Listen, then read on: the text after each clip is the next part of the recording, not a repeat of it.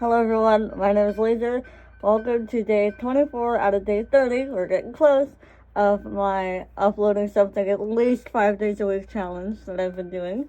And today's video topic is a retrospective on the movie Wonder, coming from a facially different perspective, and kind of going over a few different aspects of it, like how accurate I think it is, how relatable it was, because it's really relatable for some instances, and also some things that I might have changed, and some of the impacts the movie has had on me, like in my everyday life, and broader in the facially different community, as it sort of has raised awareness for people actually having like craniofacial conditions out in public, which is awesome. We needed something to help like raise awareness. So that is what this video is about. I'm just gonna dive in. I will probably do a more in-depth, like focused version of this after the fact, highly edited, we'll see. But for this challenge, I'm not doing highly edited stuff because I gotta get the video out every single day. And so it's a lot faster paced. So, that being said, let's get into it.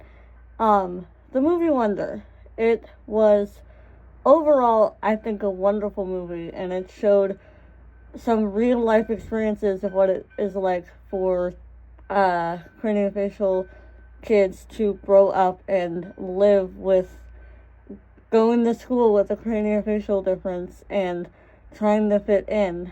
And it really showed a lot of that very well. And I watched this movie when it first came out, when I was, I think, 10 or 11 or so. And it hit me like a truck. Because the other aspect that this movie hit on as well is that the main character, Augie, who had Treacher's-Collins syndrome, it's a different craniofacial condition than mine, but he had been homeschooled his entire life up till 5th grade. And that was his first time going to a school with other kids and being integrated into regular social life. And I had just been taken out of school at that point and homeschooled because of some of the shit I had going on with in public school. So we were kind of doing like the opposite dance, if that makes sense. And then as I was reintegrating into social life later on, which is kind of now, and another time period a little while ago when I was like 15, 16, when I was in this like homeschool course thing, I went through some of the same exact things that he did. Okay, so it's a 10 plus for relatability, just for the social aspects. And every single time I watch this movie, I will say that I cry, because it hits home on a level that is just really hard to like describe without taking the time to write up a script for it. So it's a 10 plus there. And I really also enjoyed how they shared the wider like impact that having craniofacial conditions like in one person, the impact that it has on others within the family, because it is true that even if I'm the one that has the craniofacial condition, everyone else is affected to it by a certain degree. Now, I was an only child, so there was no, glass child scenario in my family. But I'm glad they at least touched on that, because I feel like that's an aspect that's often overlooked. For those of you who don't know, glass child, I think that's the right term, is a child that is overlooked and not really like properly cared for because they have a higher needs disabled children or disabled child in the home, that requires a lot more special attention and care, and so the glass child often doesn't get their needs fully met and feels ignored, and it's like they're invisible. That's why it's glass, hence that word. So, I'm glad they touched on that too. And I will say, like, a lot of the things that were said in that movie throughout different instances of bullies just, like, talking, whispering in the hallway about your face, or people saying stuff like acting friendly to you and then saying shit behind your back, and then you actually hear it because they think you're deaf enough to where you wouldn't hear it, or they just don't give a shit. I don't know what their problem was with me, but that happened quite a lot. All of that was very accurate, and the quote of, if I looked like you, I would kill myself, that was also accurate. There's just so many accurate things. And to this, like, up till this point, this has been the most accurate representation I've seen of what it is like to live with a craniofacial difference or grow up with one. And that was only when it came to the social aspect of trying to fit in with peers and make friends and stuff. And, yeah. They didn't really even touch on any of the other side of having a craniofacial condition, like the constant doctor's appointment, the constant surgeries, the constant, like, going and getting taken out of school for medical appointments and stuff like that, because that also plays a larger effect in the whole experience of growing up as a kid, because you're missing time with your friends, or you have to sit on the steps at recess for 2 weeks or a month because your jaw is healing from major surgery, so you can't risk going and face planting into the earth if you're trying to run with your friends, you know. So that often was, like, at least for me, I had to do that a couple times, and that meant I was very lonely, because of course no other kid, like, at the age is gonna want to sit on the stairs for 2 fucking weeks and have lunch with their friend or whatever the deal is. Like, yeah, I get it. It just sucked, okay? I was alone. And so I kind of wish that there was more of the medical aspect kind of welded or brought into that movie, but I don't know how they really would have done that, because, you know, movies have run times and stuff. I just feel like they did a really good job overall with the movie for the amount of time that they had, etc., etc. And I will say that one thing that I would change, if given the opportunity, would be to cast someone with a legitimate facial difference to play as the main character, Augie. Because this, if you didn't know, this was a big thing in the facially different community when this movie was coming out, was, well, if they actually care about representation, they would be giving that opportunity of a larger role, a debut role, to an actor with a craniofacial condition. And there are 2 arguments for this. I'm in the camp that, yes, I think they should have done that. And also, they're trying to attract people to this, you know, movie that is such an unorthodox type of, like, film that, I don't know, it's just, like, an out there concept, I guess, for a lot of the public that wouldn't even, like, have this on their radar of something that happens, you know?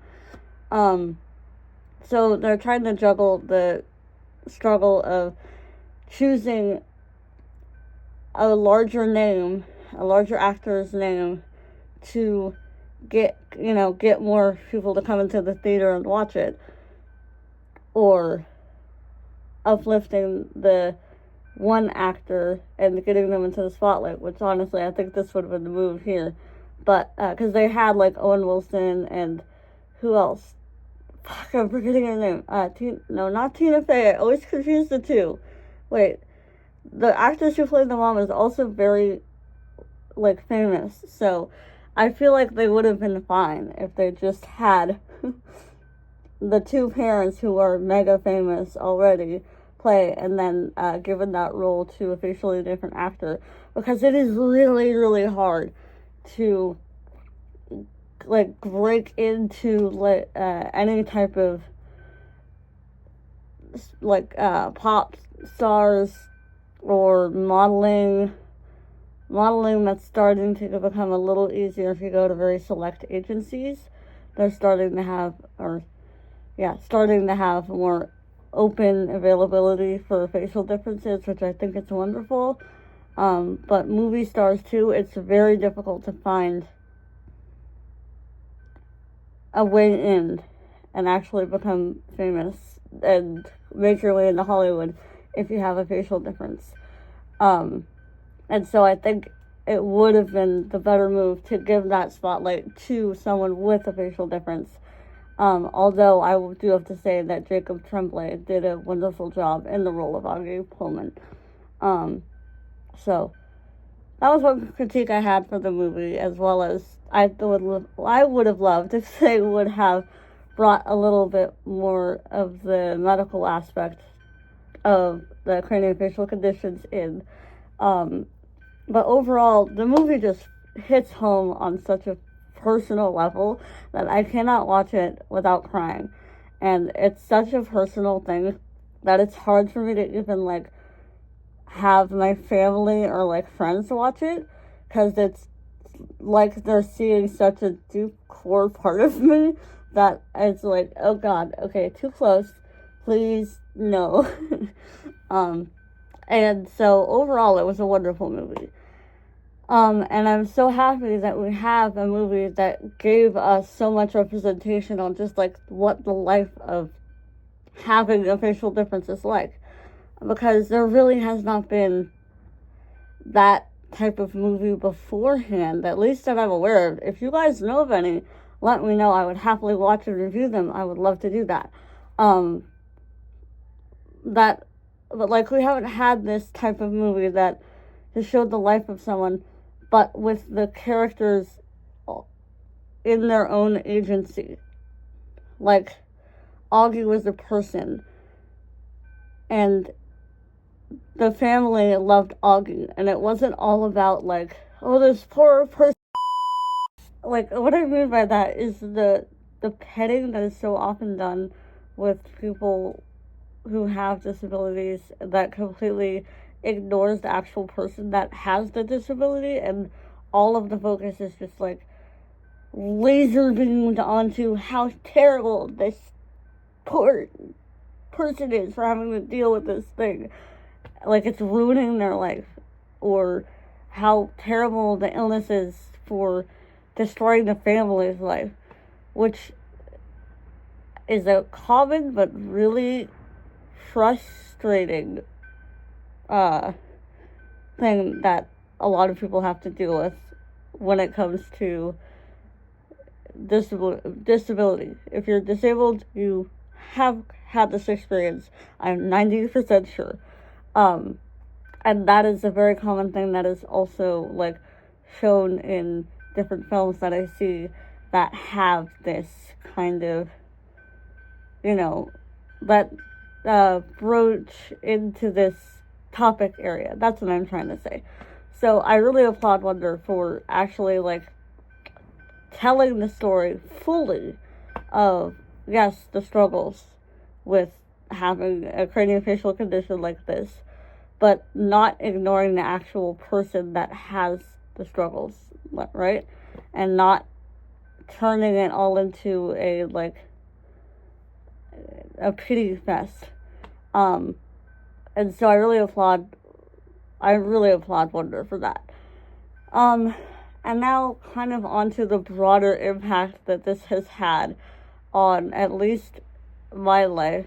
As I was saying earlier, with me having a really hard time with like having friends of mine watch this movie and me be there for it, it's just hard because it lets them see such a true like real life experience, and it lets them in on exactly what it was like for me. And I think, I think it's awesome to have that representation because it is sorely needed. And Wonder has been implemented in like learning curriculum across America. I don't know if it's been internationally done as well, but at least I know in many, many schools in America they have implemented curriculum that the kids have to do an assignment where they like watch the movie Wonder or they read the book, and it teaches all about empathy and having empathy for each other and kindness. And I think the more awareness is like spread for empathy and kindness of all types, I think that is always needed, and I think that is a wonderful impact that this movie has had. And some of my friends at My Face, are doing this program themselves, or they're partnered with this program, I should say. At least I think they are, where they go to these schools themselves and partake in teaching this curriculum while also having craniofacial conditions themselves. And I think that is wonderful.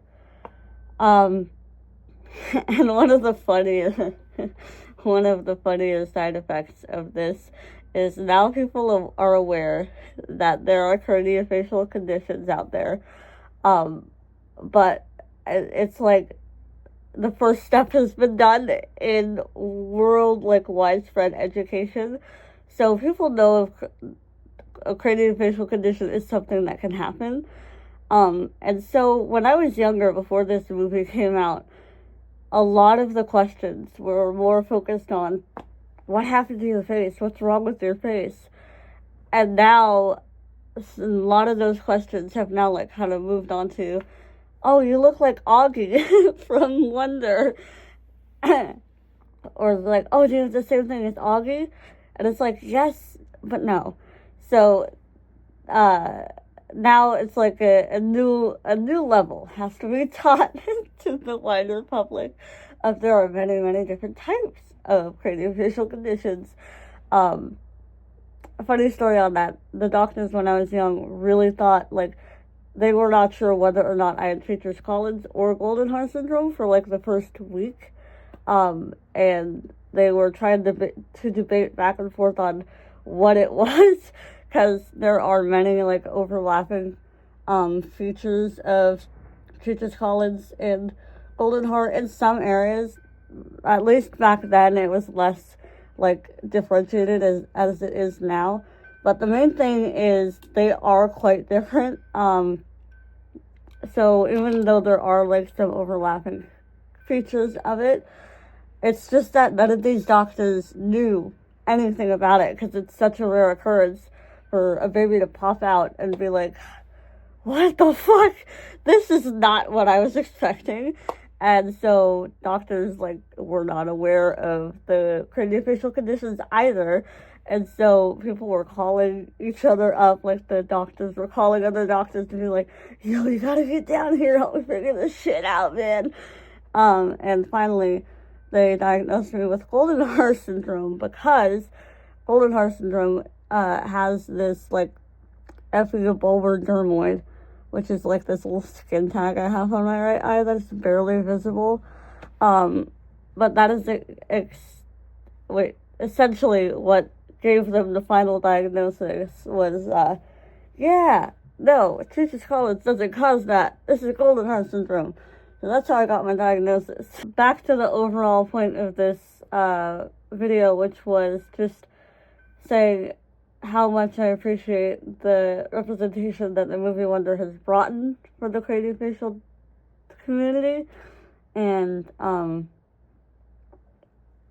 that is honestly about it. I was gonna say something else and I completely forgot it, and I stood here staring into the camera like a dork for over a minute, and I cut that out, so none of you will ever know. Anyways, that is it, and thank you so much for watching. If you do have any like other movies that have good craniofacial representation, let me know. I would love, love, love to review them. And put them into potentially a more highly edited, more thought out format in the future. But yes, thank you so much for watching, and have a good one. Ciao.